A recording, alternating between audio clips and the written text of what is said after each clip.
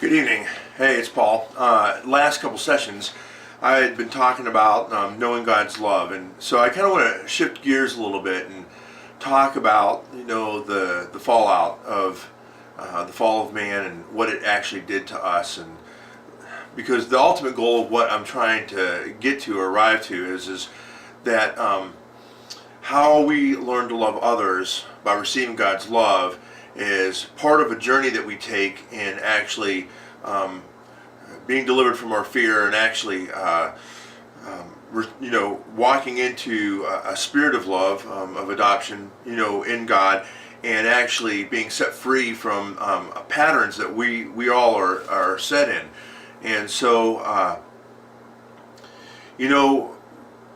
when I talked about the fall in the previous sessions, one of the first things that happened was man hid from God.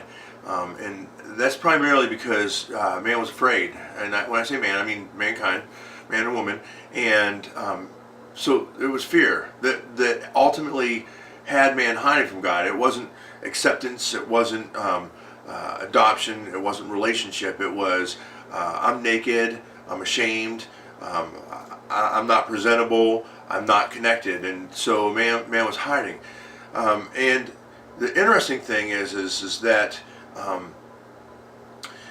this fear that plagues all of mankind, and what I'm talking about fear in this aspect is this, that because we're born into iniquity, and let me just stop right there, and I'm going to swipe over to one side, and I'm going to come back to this. So I'm going to take a little bit of a bunny trail here. All philosophy and all religion tackles one major point, which is pain and the escape of pain and how to deal with pain and suffering in life. I mean, I think about even the United States primarily.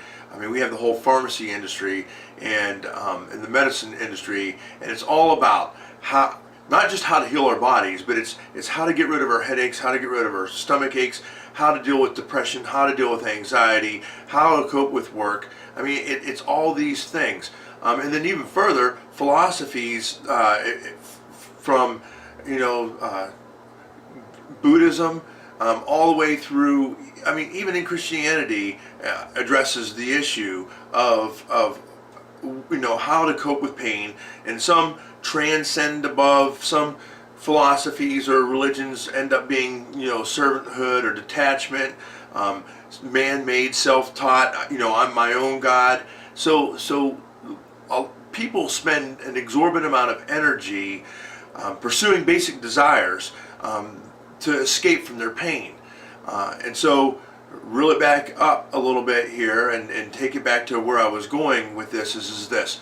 Somewhere in your life, and multiple times actually, but somewhere at the beginning, your parents or God or your uncle or your aunt or your friends or your brother or sister failed you. And when they failed you, it hurt. It hurt really bad. Betrayal, separation. And in fact, actually, even the selfishness part of us, where like even as a young toddler kid, my parents need to meet all my needs, and mom and dad didn't come to me when I was crying in the crib, and mom and dad didn't feed me, and they told me no. That place of pain told us that we couldn't trust that organization, that structure, that being, that thought, that idol in our head anymore. And we said to ourselves, I hurt, and I don't want to hurt anymore. Dr. Larry Crabb has a whole book that discusses this topic. Really great book. But I want to come back to this point in that we are a spirit. We're alive. We have a soul. We live in a body. And the truth is this. Your personality, my personality, is not who we are. What I mean by that is this. I mean, we're unique. Each person is a snowflake, cut out and designed by God, and unique. And our destiny and our purpose are separate from how we cope with and the masks and the methods and the basic desires that we pursue, that right there is what we do to cope with the pain that's inside of us. And each person will use multiple methods to escape from pain at different various points. But at the end of it all, or at the crux of it all, there's one primary place that we all gravitate towards individually. Now, take a moment, and I'm going to give a term to you. It's called the enneagram. It's a personality model, and I don't agree with the whole model, but I want to say that it's the closest thing I have read and digested, compared with the Word of God, as far as God leading us into love, and for putting us back into relationship, that actually ties into this personality. Because the basic premise of the Enneagram is this: yep, I was afraid, or I got hurt somewhere, and this is the clothes I put on myself to protect myself. And there's 9 basic personality types, and I'm going to start right now, tonight, as the beginning of the series, where I'm going to start outlining each one of these 9 personality types, and the defense mechanisms and the basic desire. Because you have to understand, the pursuit of the desire of the good thing is actually what ends up putting us in a spiral and sending us back towards the negative thing. Because if we pursue basic desire outside of relationship with God, ultimately it's not going to fulfill us. Ultimately it's going to fail, because we live in a fallen world, and people are not perfect. And once we grasp that people aren't perfect, and once we understand that we're not perfect, and once we receive God's love, we can apply that same love to other people. So what it looks like, and here's the little teaser I'm going to give you, is this. So my primary mode is I'm a type 2. I'm a giver. And what that means is my basic desire is that I want to be loved. Somewhere in my past, in my history, I felt abandoned and not loved, and I felt like I had to give and love and be something for someone or multiple people, my parents, so that I fulfilled their need and that they could see my value. And when I was valued, I would be loved and not rejected. And so my whole life, I've been pursuing being valuable to other people, because by being valuable to other people and loving other people, then I'm important and I fit and I get my need met. So God is still freeing me from this whole pattern, because ultimately He loves me and accepts me. And so I don't need my acceptance from other people. And when I don't get my acceptance from other people and from God, then it's okay if they fail me. I understand where my love and my acceptance comes, and I can love them where they're at. So so my basic fear is to be rejected. And there's many different personality types. Now I want to say this: that's my primary mode.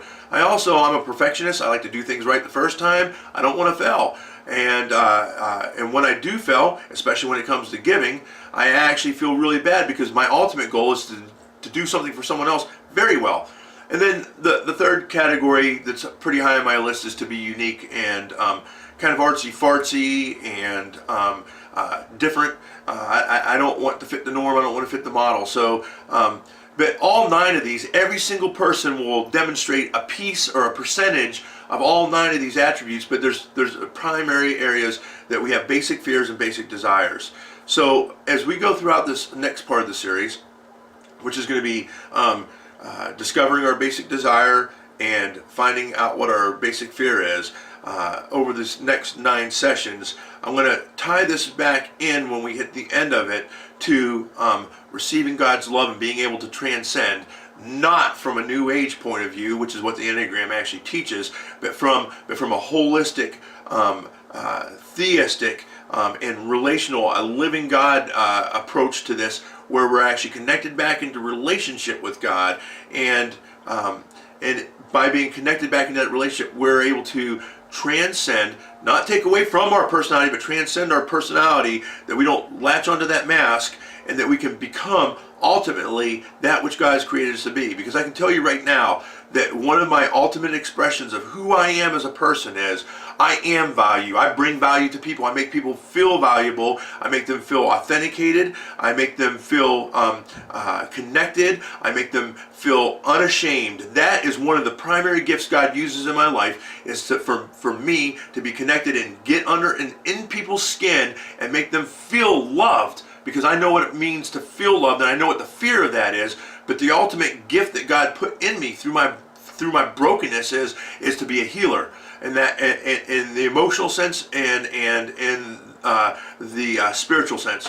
So I hope you'll stick with me as we go throughout this next 9 sessions, talking about the different personality types and their struggles. And in this, my ultimate goal is that not only will you identify yourself and forgive yourself and receive love and be okay with yourself, but in relationship with God, but that when you identify these patterns in other people, that you're not going to hold that against them. You're going to see them in their pattern and be able to love and appreciate their strength and their weakness, and be able to apply mercy and give them the grace to change.